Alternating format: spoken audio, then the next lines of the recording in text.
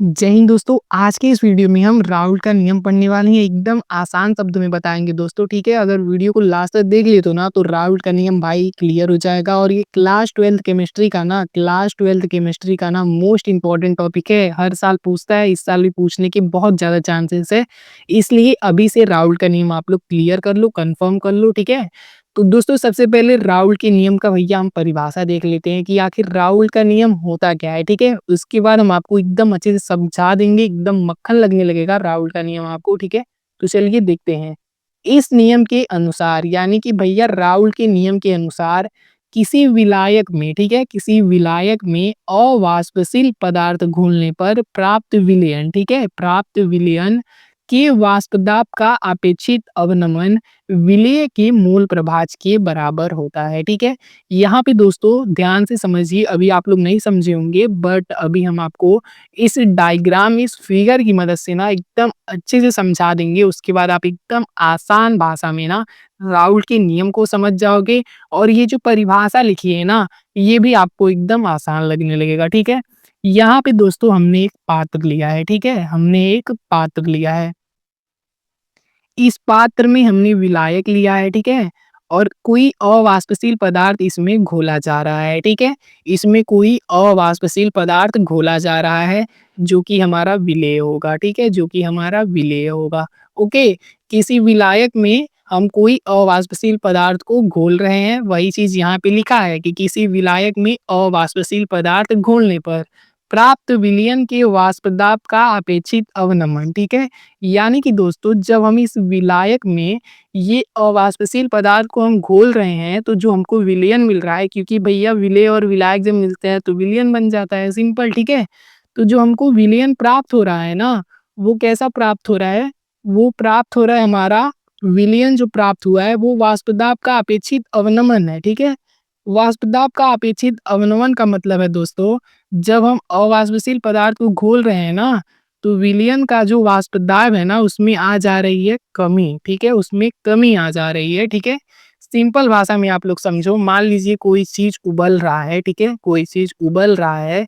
तो अगर हम उसमें बाहर से कोई और पदार्थ उसमें डालते हैं तो उबलने की जो क्षमता होती है उसमें कमी आ जाती है, ठीक है, उसका अपेक्षित अवनमन हो जाता है। वही चीज यहाँ पे लिखा है, ठीक है।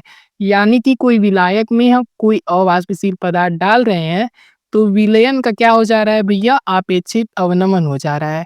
तो ये जो विलयन का अपेक्षित अवनमन हुआ है, जो कमी हुई है वो विलेय के मूल प्रभाज के बराबर होता है, ठीक है। यानी कि इसके अवाष्पशील जो पदार्थ घोला गया है इसके मूल प्रभाज के बराबर होता है। यही चीज राउल का नियम कहता है, वही चीज डिफिनेशन में लिखा है, ठीक है, कि इस नियम के अनुसार किसी विलायक में अवाष्पशील पदार्थ को घोलने पर प्राप्त विलयन के वाष्प दाब का अपेक्षित अवनमन विलेय के मूल प्रभाज के बराबर होता है, ठीक है। अब दोस्तों आइए आगे देखते हैं, ठीक है, यहाँ तक क्लियर हुआ। अब दोस्तों हम डिफिनेशन से एक चीज लिख सकते हैं कि यहाँ पे लिखा है कि वाष्प दाब का अपेक्षित अवनमन विलेय के मूल प्रभाज के बराबर होता है। यानी कि वाष्प दाब का अपेक्षित अवनमन जो है एकदम सिंपल लैंग्वेज में दोस्तों किसके बराबर है? विलेय के मूल प्रभाज के बराबर है, ठीक है, विलेय के मूल प्रभाज के बराबर है। यानी कि विलयन के अपेक्षित अपेक्षित वाष्प दाब में जो कमी आ रही है, जो अवनमन हो रहा है, वो भैया इस वाष्पशील पदार्थ के मूल प्रभाज के बराबर है। यानी कि वाष्प दाब का अपेक्षित अवनमन बराबर हो जाएगा किसके? विलेय के मूल प्रभाज के, ठीक है, विलेय के मूल प्रभाज के। तो जो वाष्प दाब का अपेक्षित अवनमन है उसको हम P not minus P S upon P not से डिनोट कर सकते हैं, ठीक है। इसको ऐसे भी लिखा जा सकता है, ठीक है। ये किसके बराबर है? विलेय के मूल प्रभाज के बराबर होता है। विलेय का मूल प्रभाज क्या होता है दोस्तों? कि विलेय के मूलों की संख्या प्लस विलयन में उपस्थित दोनों घटकों के मूलों की संख्या। यानी कि इसमें n upon n plus capital N। यानी कि यहाँ पे दोस्तों जो ये वाला n है ये विलेय का मूल है, ठीक है, ये है विलेय का मूल, विलेय का मूल, ठीक है। स्मॉल n जो होता है वो होता है विलेय का मूल, और जो कैपिटल N होता है ये होता है हमारा विलायक का मूल, ठीक है, विलायक का मूल, ठीक है, विलायक का मूल। यहाँ तक समझिए दोस्तों, सिंपल चीज यार। वाष्प दाब का जो अपेक्षित अवनमन है वो ये है, ठीक है, P not minus P S upon P not. और विलेय का मोल प्रभाव जो है वो n/n+N है, ठीक है। चलिए यहाँ तक क्लियर। यहाँ से हमारा एक फॉर्मूला राउल्ट का नियम का डिफिनेशन और ये सिंपल वाला फॉर्मूला जो है वो हमारा क्लियर हो चुका है, ठीक है। अब दोस्तों सबसे मेन चीज जो एग्जाम में बार बार पूछा जाता है वो होता है तनु विलयन के लिए राउल्ट का नियम, ठीक है। अब आइए इसको एकदम आसानी से समझते हैं, ठीक है। यहाँ पे दोस्तों एक चीज आप लोग नोट कर लो, ठीक है। बस एक चीज नोट कर लो कि जो n+n है ना, यहाँ पे n+n है ना, इसके बराबर हम कैपिटल N मानते हैं, ठीक है। कैपिटल N होता है इसके बराबर, ठीक है।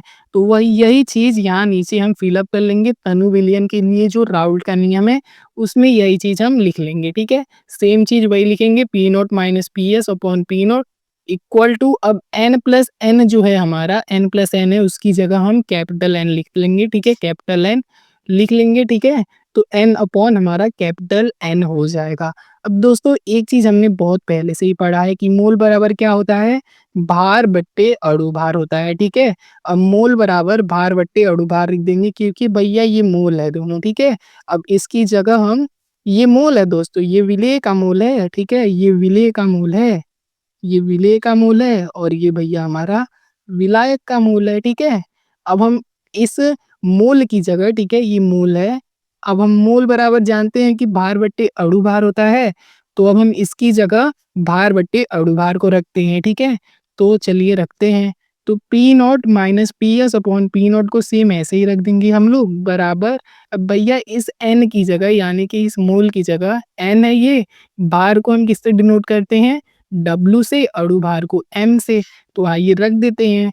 तो भैया इस n की जगह हम W/M रखेंगे और इस n के लिए हम कैपिटल W बट्टे कैपिटल M को रखेंगे, ठीक है। अब इसको सॉल्व करेंगे तो हमारा P0 - PS/P0 is equal to किसके, ये W/M रहेगा, ठीक है। ये विलेय का है मूल, ठीक है। ये विलेय का मूल है इनटू, अब ये वाला हमारा विलायक का मूल है, ठीक है। Capital M upon capital W, ठीक है। तो ये है हमारा तनु विलयन के लिए फाइनल फॉर्मूला, ठीक है। फाइनल फॉर्मूला राउल्ट का नियम, ठीक है। यही है राउल्ट का नियम, ठीक है। अब यहाँ पे कुछ चीजें हैं जिसको हम बता देते हैं ताकि आपको कोई दिक्कत ना हो। यहाँ जो P0 है हमारा वो है विलायक का वाष्प दाब, ठीक है। PS जो है वो है विलयन का वाष्प दाब। स्मॉल w जो है वो विलेय का भार है, स्मॉल m जो है वो विलेय का अणु भार है, कैपिटल W जो है वो विलायक का भार है और कैपिटल M जो है वो विलायक का अणु भार है, ठीक है। तो ये था हमारा राउल्ट का नियम। होप करता हूँ आप अच्छे से समझे होंगे, ठीक है। अब दोस्तों राउल्ट का नियम तो कंफर्म हो गया। राउल्ट के नियम के बाद एक और टॉपिक आता है आदर्श तथा अनादर्श विलयन, ठीक है। तो लगे हाथों हम इसको भी समझ लेते हैं क्योंकि काफी इजी डिफिनेशन है, ठीक है।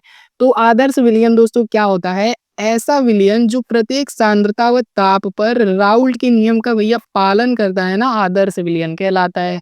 सिंपल डिफिनेशन, जो राउल्ट के नियम का पालन करता है वो आदर्श विलयन कहलाता है। ऐसा विलयन जो राउल्ट के नियम का पालन करता है क्या कहलाता है बाबू, आदर्श विलयन कहलाता है। और ऐसा विलयन जो राउल्ट के नियम का पालन नहीं करता है वो हमारा कहलाता है अनादर्श विलयन, ठीक है। तो हमने आदर्श तथा अनादर्श विलयन को भी कंप्लीट कर लिया है, ठीक है। जो क्लास 12 केमिस्ट्री का चैप्टर 1 है विलयन, ठीक है, उसके हम इन सारे टॉपिकों को कवर कर चुके हैं, ठीक है। और आज की क्लास में हमने राउल्ट का नियम और अनादर्श तथा आदर्श विलयन को भी कवर कर लिया है, ठीक है। तो हमारा चैप्टर 1 जो है पूरा कंप्लीट हो गया है। अगर आप लोगों ने नहीं देखा है ना तो उसका लिंक हम डिस्क्रिप्शन बॉक्स में दे दिए हैं, वहां से जाके आप ये सारे टॉपिक्स को एकदम अच्छे से कवर कर सकते हैं, ठीक है। होप करता हूँ वीडियो यूजफुल रहा होगा। मिलते हैं नेक्स्ट वीडियो में, नेक्स्ट क्लास में, ठीक है। जय हिंद, वंदे मातरम।